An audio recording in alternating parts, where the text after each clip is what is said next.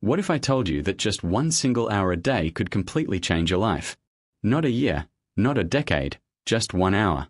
Most people would laugh and shake their heads. They'd say, "That's impossible.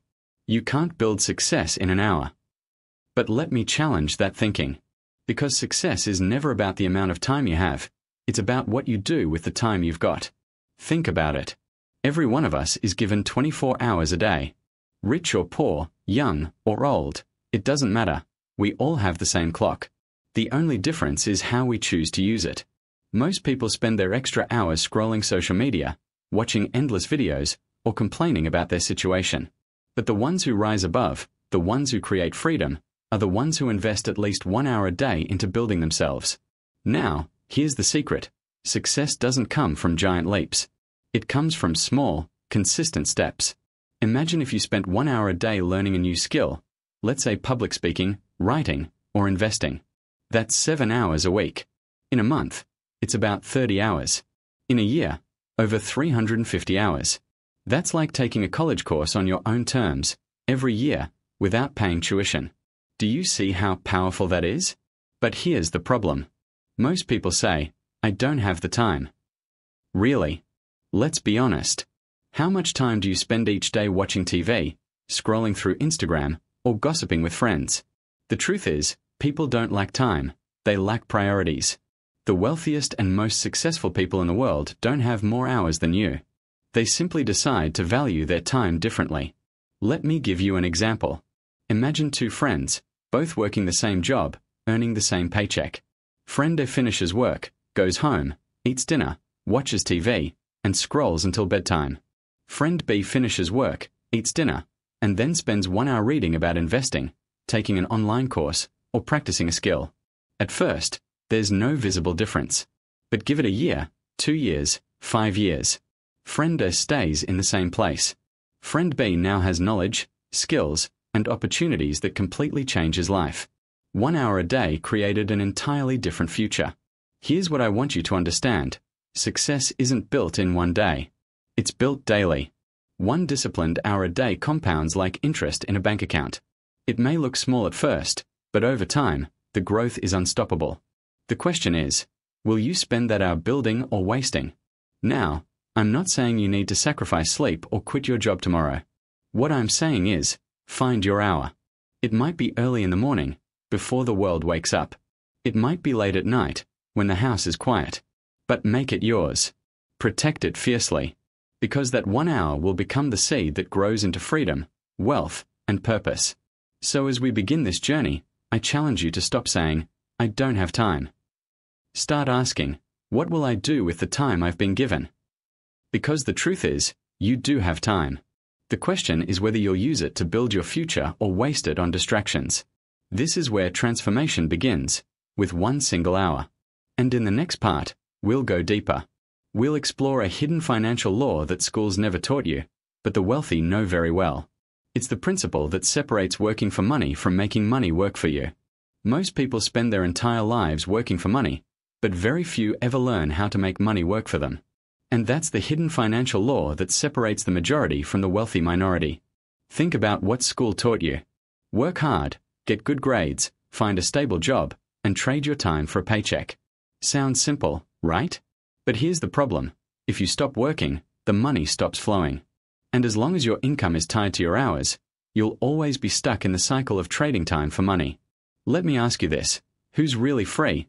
The person who earns $5,000 a month but has to work 60 hours a week to keep it, or the person who earns $2,000 a month from investments that pay even while they sleep? The second person may not be rich yet, but they are free. Because freedom isn't about how much money you make, it's about how your money is made. The wealthy understand this. They know that the real game is not working harder, but shifting from active income to passive income. Active income is when you trade your time for money. Passive income is when money continues to flow whether you're working, sleeping, or even on vacation. This can come from investments, businesses, royalties, or systems that multiply your efforts without demanding more of your time. Here's a simple example. Imagine you save $10 a day. Most people would think that's nothing. But if you invest that money wisely, at a modest 10% annual return, in 20 years that small habit could grow into more than $200,000. That's the power of making money work for you. The wealthy don't save money to spend later. They put money to work like an employee, constantly generating more income. But here's the catch. Most people never start because they believe they don't have enough. They say, "I'll invest when I earn more. I'll start when I get a raise." But that's backwards. The reason you don't have more is because you haven't started. Wealth doesn't come from waiting for the perfect moment. It comes from discipline, from planting seeds even when they seem small. Now let's connect this with what you learned in part 1. Remember the power of 1 hour a day. What if you dedicated part of that hour to learning about money, how it works, how to invest, how to create multiple streams of income? In a year, you wouldn't just be smarter, you'd be financially wiser. You'd begin to see opportunities others overlook, and you'd no longer be trapped in the illusion that working harder is the answer. The truth is, you'll never outwork the system. You can only outsmart it. The hidden financial law is this: money is a servant, not a master. If you don't command it, it will control you. If you don't multiply it, inflation and expenses will eat it alive. But if you understand how to direct it, money will serve you, protect you, and eventually set you free. So here's my challenge for you. Stop thinking like an employee who works only for a paycheck. Start thinking like an investor, even with small amounts. Treat every dollar as a soldier. Don't waste it on battles that don't matter. Send it out to fight for your freedom. Because when money begins to work for you, you'll finally experience the difference between just surviving and truly living. In the next part, we'll talk about a principle even more powerful than money itself, the compound effect. It's the invisible force that makes both habits and wealth grow exponentially. And once you understand it, you'll realize why small actions can lead to extraordinary results. If there's one principle that separates the wealthy from everyone else, it's this: they understand the power of compounding.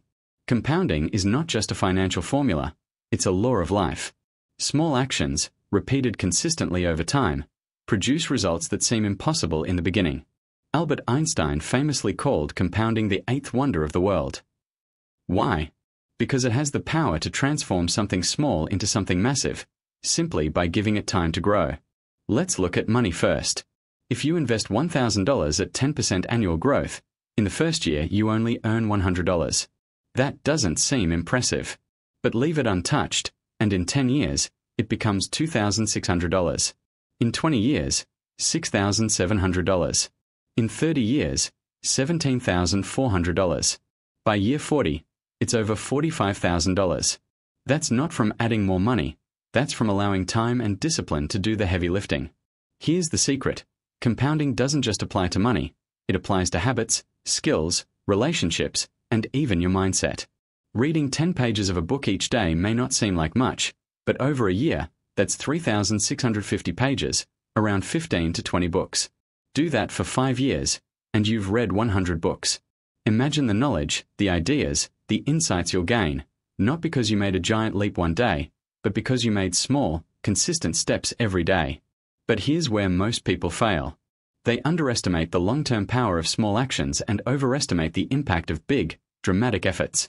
They start a diet, hit the gym for 2 weeks, and quit when they don't see instant results. They invest once, panic at the first market dip, and pull out. They quit because they don't understand that real results are invisible at first. Compounding works quietly, silently, almost boringly. Then, suddenly, one day, the results explode. Think of bamboo. 4 years after planting, you see almost nothing above ground. You water it, you wait, and people may laugh at you for wasting your time. But underground, the roots are spreading, growing stronger, preparing for something big. Then, in a matter of weeks, that bamboo can shoot up over 80 feet. That's compounding in action. The same applies to your money, your career, your business, and even your personal growth. Now, here's the danger. Just as good habits compound positively, bad habits compound negatively. Skip saving today, and it feels harmless. Skip again tomorrow, and it still feels harmless. But 10 years later, the habit of not saving compounds into financial struggle. Eat junk food every day, and 10 years later, it compounds into health problems. Waste 1 hour daily on distractions, and 10 years later, it compounds into missed opportunities. Compounding is always at work. The only question is whether it's working for you or against you. The wealthy harness compounding intentionally. They don't chase overnight riches. They don't gamble everything on quick wins.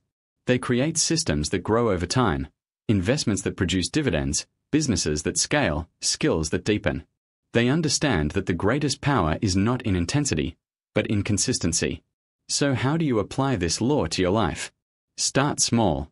Invest a little every month, no matter how tiny. Read a few pages daily. Practice your craft, even for 15 minutes. Save 1% more of your income. Because what feels small today, over years, becomes unstoppable. Here's a question for you. Are your habits today compounding into the future you want, or into a future you fear? Every decision is a seed. Every seed grows. The only question is whether you're planting weeds or forests. In the next part, we'll explore something deeper, the true meaning of wealth. Because wealth isn't just about numbers in a bank account. It's about freedom, impact, and the life you create with the resources you've multiplied. That's where the real transformation begins. Let's pause for a moment and ask a question. What does it mean to be truly wealthy? Is it having millions in the bank? Driving the latest luxury car? Living in a mansion? At first glance, that's what society wants us to believe. But here's the truth. Wealth is not measured in the things you own. It's measured in the freedom you create. Think about it. What good is $1 million if you're chained to a desk 80 hours a week, stressed out, unhealthy, and disconnected from your family? That's not wealth. That's just being rich and miserable. On the other hand, what about the person who earns far less but has the freedom to spend time with their children, travel when they choose, and sleep peacefully at night without drowning in debt? That person might not be rich by society's standards, but they are wealthy in the ways that matter most. The first dimension of true wealth is time freedom. If your income stops when you stop working, you don't own your life. Your job owns you. Wealthy people design systems and investments that keep generating income so they can buy back their time. Time is the only resource you can never replace. Lose money, you can earn it back. Lose time, and it's gone forever. The second dimension is peace of mind. How valuable is it to sleep at night knowing your bills are covered, your children's future is secure, and you're not one paycheck away from disaster? That peace is worth more than any flashy lifestyle. Many people chase income but forget peace. The wealthy pursue both. The third dimension is choice. True wealth is the ability to choose what to do with your day. To work because you want to, not because you have to. To say yes to opportunities, and no to toxic environments. To live life on your terms. Choice is power, and power is the essence of wealth. And let's not forget the fourth dimension, impact. Wealth is not just what you keep, it's what you create for others. Think about it. The greatest entrepreneurs didn't just make money, they solved problems, created jobs, and changed lives. True wealth multiplies beyond your own life. It impacts families, communities, even generations. Here's the danger. Too many people confuse income with wealth. They see someone earning $200,000 a year and think, that person is rich. But if that person spends $210,000, drowning in debt, they are broke in reality. Meanwhile, someone earning $60,000 but investing $20,000 each year is on the path to true wealth. The difference isn't income. It's how money is managed and multiplied. So let me ask you, are you chasing wealth that looks good on Instagram, or wealth that gives you freedom in real life? Because flashy cars depreciate, mansions come with massive mortgages, and luxury watches don't pay your bills. But assets, real investments, quietly grow in the background, giving you freedom, peace, choice, and impact. Now, I'm not saying you shouldn't enjoy nice things. Luxuries are wonderful when they come from your investments, not from debt. Warren Buffett could buy any car in the world, yet he drove the same modest Cadillac for years. Why? Because he understood a principle the middle class often forgets. Luxury should be paid for by assets, not by labor. True wealth is not about looking rich. It's about being free. It's about designing a life that reflects your values, not society's expectations. And the moment you shift your focus from impressing others to building freedom for yourself, everything changes. In the next part, we'll talk about the one quality that ties all of this together. Because none of these ideas, investing, compounding, wealth building, will work without it. That quality is perseverance.